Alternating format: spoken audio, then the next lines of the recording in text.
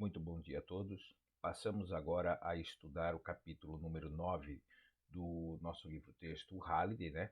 E nesse momento nós vamos falar sobre centro de massa e momento linear. Nesse primeiro momento, nós vamos começar conversando a respeito do centro de massa.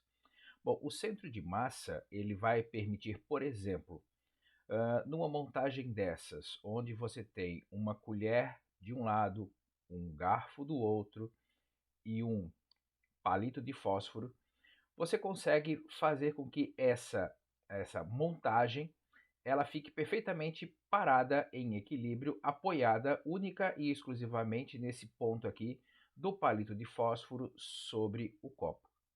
Bom, essa posição exata aqui é aquilo que nós vamos começar a calcular agora, que é o centro de massa.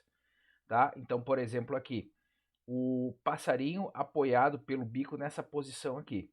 Então, quando eu fizer todo o cálculo sobre esse pássaro, eu vou ver que o centro de massa dele está exatamente aqui, ok? Então, quando a gente pensa na importância desse centro de massa, por exemplo, se eu vou fazer o lançamento de um objeto que o centro de massa, que ele fique, por exemplo, girando ao longo da trajetória, eu vou ver que o centro de massa ele vai respeitar, ele vai ser descrito o movimento dele a partir das equações que nós vimos até agora. Então, o centro de massa ele é importante porque ele é o ponto que se move como se toda a massa do sistema estivesse concentrada nele. Então, quer dizer que aqui, ó, eu não preciso mais me preocupar com esses pontos extremos aqui, porque nesse centro de massa eu consigo ter um movimento esperado de acordo com aquilo que nós já calculamos nos exercícios anteriores, nos capítulos anteriores dos nossos estudos. Quando eu paro para pensar no centro de massa aqui, certo? Então, toda essa montagem aqui, com toda essa estrutura, tá? Ela me permite saber que naquele ponto ali eu tenho o meu centro de massa e é o que me permite, por exemplo, pegar um cabo de vassoura sem a parte da frente, colocar exatamente sobre o meu dedo a parte central dele, e ele vai ficar em equilíbrio ali bonitinho, paradinho, sem muitos problemas. Quando eu paro para olhar aqui, ó, olha só a projeção dessas asas aqui para frente, para compensar aquela massa que está lá atrás, para que o centro de massa fique exatamente sobre o bico dele, ok? Bom, e todas as forças externas eu posso considerar como se estivessem aplicadas nesse ponto. Mais para frente a gente vai ver a aplicação da segunda lei de Newton sobre essas situações aqui. Então, próximo. Como que a gente vai encontrar esse centro de massa? Então a gente vai encontrar esse centro de massa, por exemplo, para um sistema de partículas. Então, se eu tenho duas partículas, uma no ponto x1 aqui, a massa m1, outra no ponto aqui x2 de massa m2, e eu quero saber onde que está a posição, o x do centro de massa dele.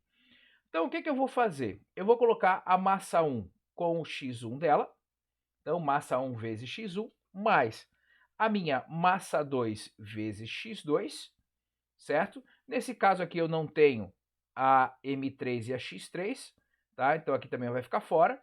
Então se eu quero encontrar esse centro de massa aqui, onde que é a posição dele, eu simplesmente vou fazer massa 1 vezes o seu x1, onde que está o centro de massa dela, mais massa 2 vezes o seu x2 e somar sobre M1 mais M2. Como eu disse, eu poderia ter o M3, o M4, o M5. Então, fazendo com que isso se transforme num somatório, o que, que acontece? Aqui na parte de baixo eu vou ter a massa total do meu sistema, por isso 1 sobre mzão. E esse mzão vai ser m1 mais m2 mais m3 mais quantas massas eu tenha. Tá? Agora, esse meu somatório, que vai estar se fazendo uma ligação com aquela parte de cima da minha equação, então o que, que eu vou ter? Eu vou ter o meu m1 vezes x1 mais m2 vezes x2 mais m3 vezes x3, e independente de quantas massas eu tenha, é a partir disso que eu vou conseguir encontrar o meu x do centro de massa.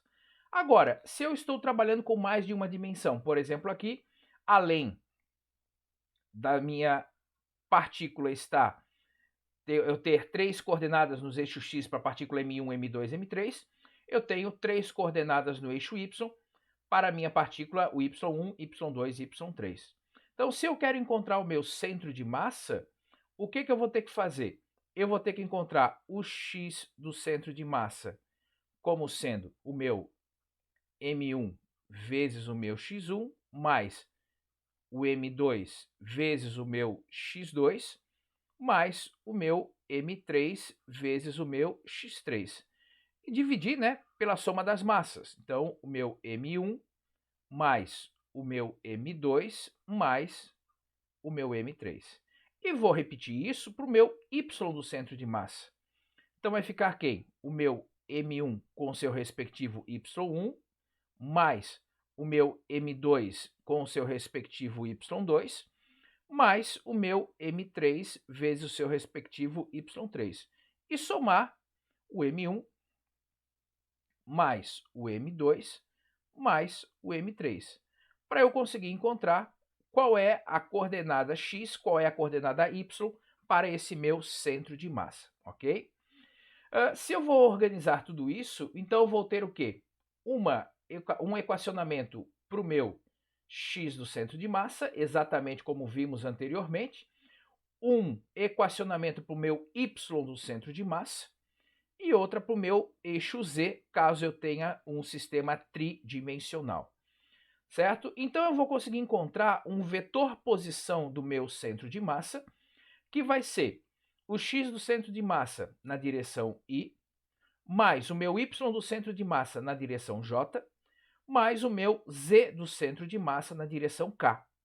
E dessa forma eu consigo também organizar o meu vetor posição do centro de massa em função de um somatório, né?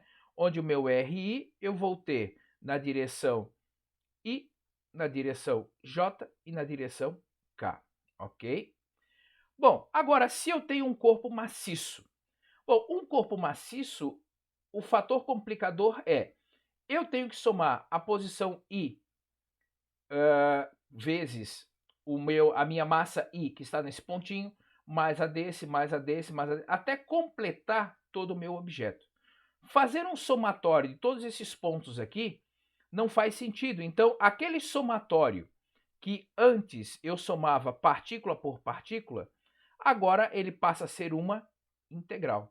Então, o meu x do centro de massa ele vai ser 1 sobre a massa total do meu objeto, integral de x dm. Então, essa integral aqui, ela vai fazer a soma de todas as partículas, desde que eu saiba quanto que vale o meu dm. Então, eu vou ter aqui uma função que vai relacionar o x com a massa de cada pontinho para eu poder fazer isso. E o mesmo acontece na direção y e na direção z. Perceba que eu vou ter que ter aqui uma relação, uma função matemática, tá, para poder resolver isso. Agora, se eu tenho apenas corpos homogêneos, vamos pensar o seguinte: eu vou ter uma densidade linear de massa, né? E essa densidade ela vai ser o quê? Perdão, a densidade volumétrica de massa. E essa densidade vai ser a massa sobre volume. Se eu tenho um corpo homogêneo, eu posso dizer que essa densidade aqui, ela é constante. Então, quer dizer que eu vou ter densidade igual a massa sobre volume. Bom, densidade igual a massa sobre volume. Então, a minha massa vai ser a densidade vezes o volume. Então, se eu tenho a massa, densidade vezes o volume, eu vou acabar conseguindo cortar essas massas aqui, tá? E aí o que acontece? A minha equação do x do centro de massa acaba ficando 1 sobre volume da integral de x dv. O mesmo acontece com o y do centro de massa e com o z do centro de massa. Perceba que quanto mais simples for essa relação aqui da densidade da massa com o seu volume, né, mais tranquilo vai ser para eu resolver. Agora, se isso aqui começa a ficar muito complicado, aí eu tenho que tomar o meu cuidado para poder fazer essa equação. Agora sim, o exemplo 9.01 que nós encontramos lá no nosso livro texto, ele diz o seguinte, centro de massa de 3 partículas, então eu tenho a M1 de 1,2 kg, a M2 de 2,5 kg e a M3 de 3,4 kg.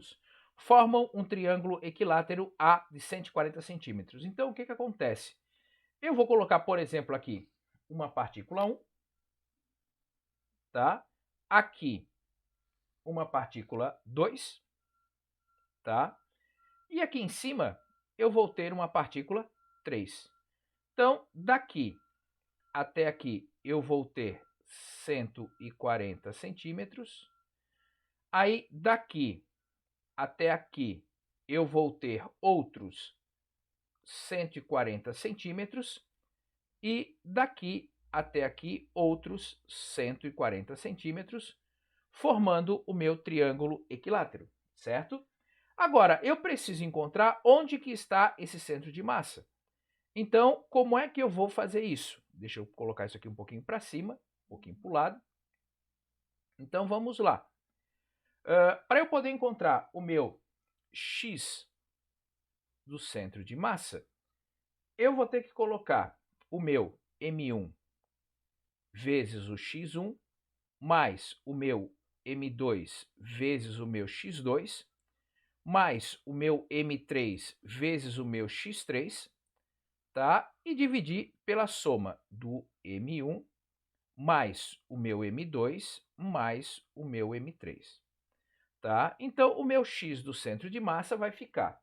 Bom, o M1 aqui, eu estou considerando 1,2 kg, tá? E o meu x1, tá? Ele está aqui. Então, o meu M1 está nesse ponto. Qual que é a coordenada x? É 0.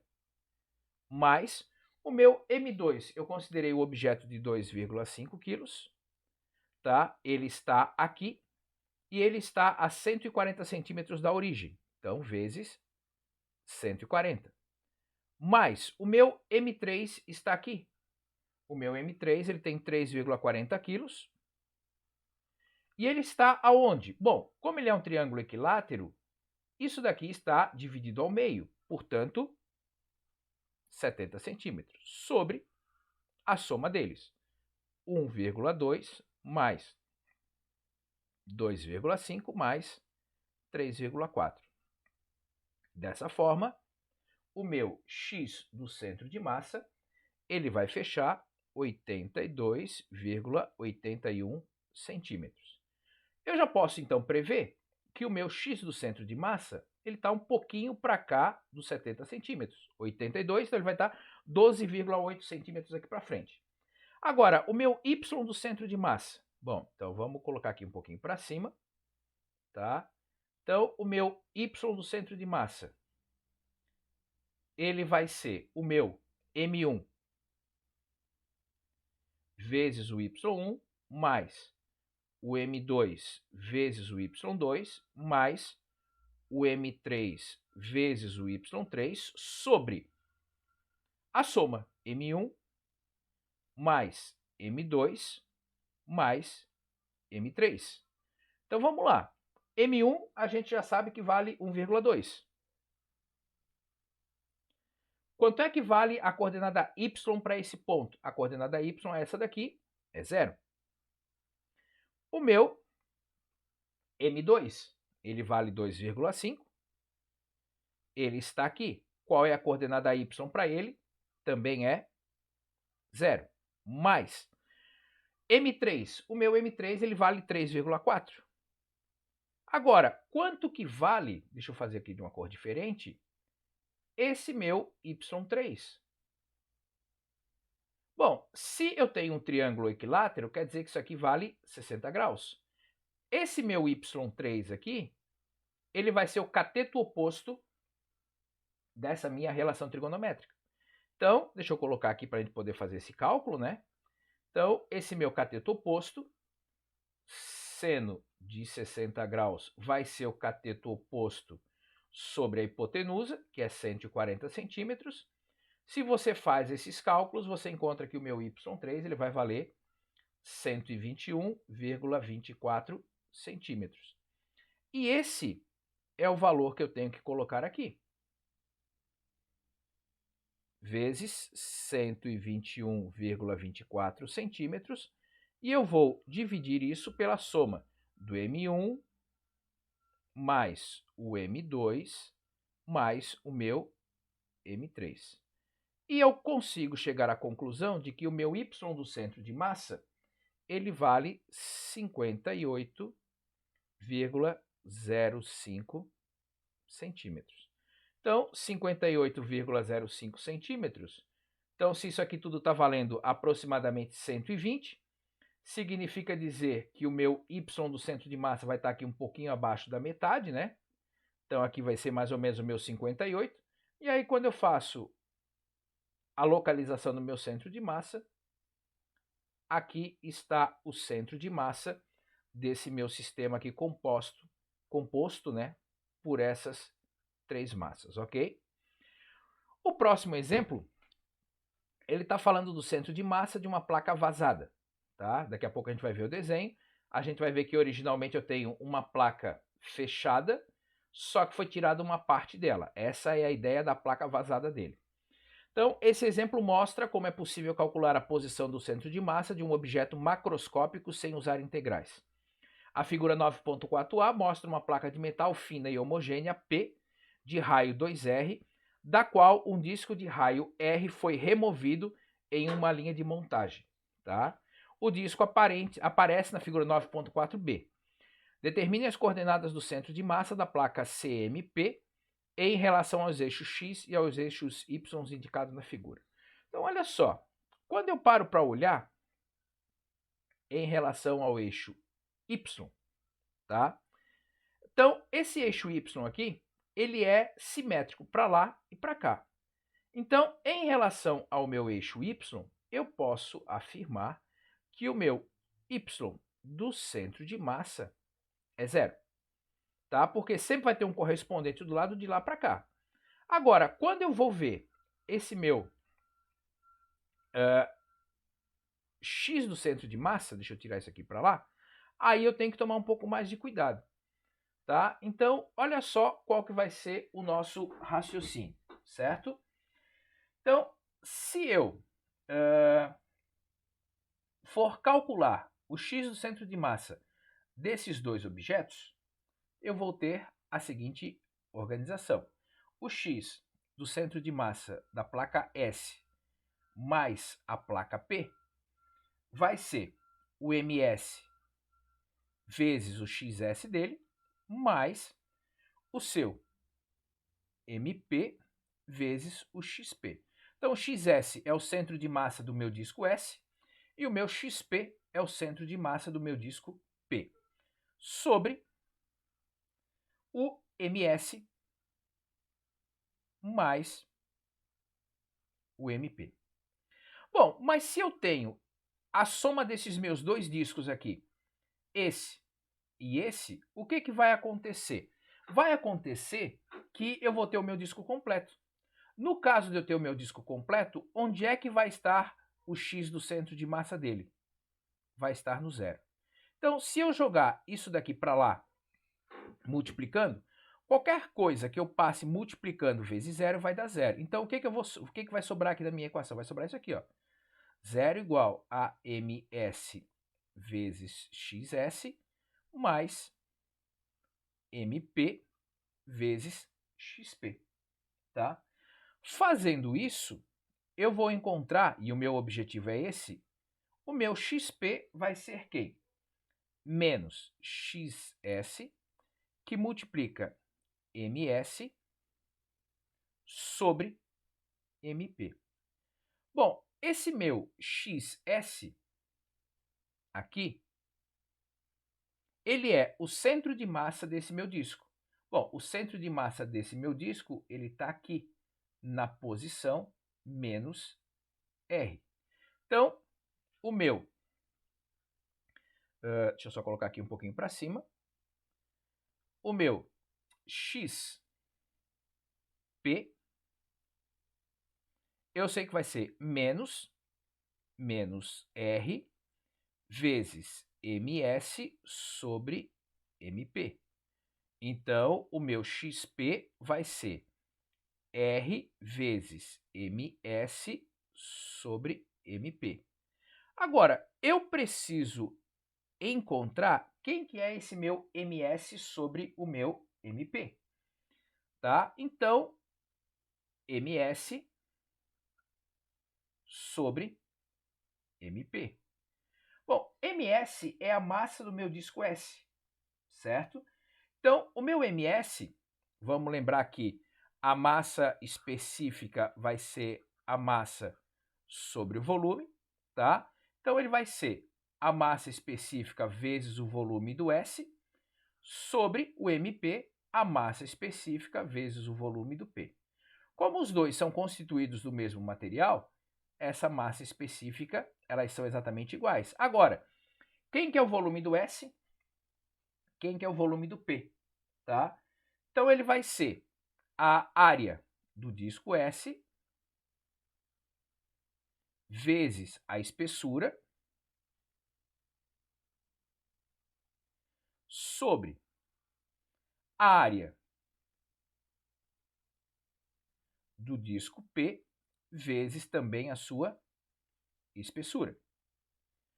O enunciado nos diz que as espessuras são exatamente iguais, tá? Então, o que acabou aqui? A minha massa do disco S sobre a massa do disco P, ela vai ser a área do S, que vai ser π vezes o raio do S ao quadrado, sobre a área do disco P. Quem é a área do disco P? A área do disco P, ela é essa área maior menos esse pedacinho. Então, vai ficar assim. O π vezes o 2r ao quadrado. Então, isso aqui seria a área do meu disco P se fosse completamente cheio, né, sem nenhuma parte faltando, menos a parte do meu disco interno, aquela partezinha menor, que então vai ser π vezes o meu raio ao quadrado. Bom, quando você resolve isso aqui, você vai acabar ficando com π r ao quadrado sobre 2 ao quadrado vai ficar 4, né? Então vai ficar 4 π r ao quadrado menos π r ao quadrado. Então vai ficar π r ao quadrado sobre 3 π r ao quadrado. E a gente então consegue chegar à conclusão de que o meu ms sobre o meu mp, ele é exatamente igual a 1/3.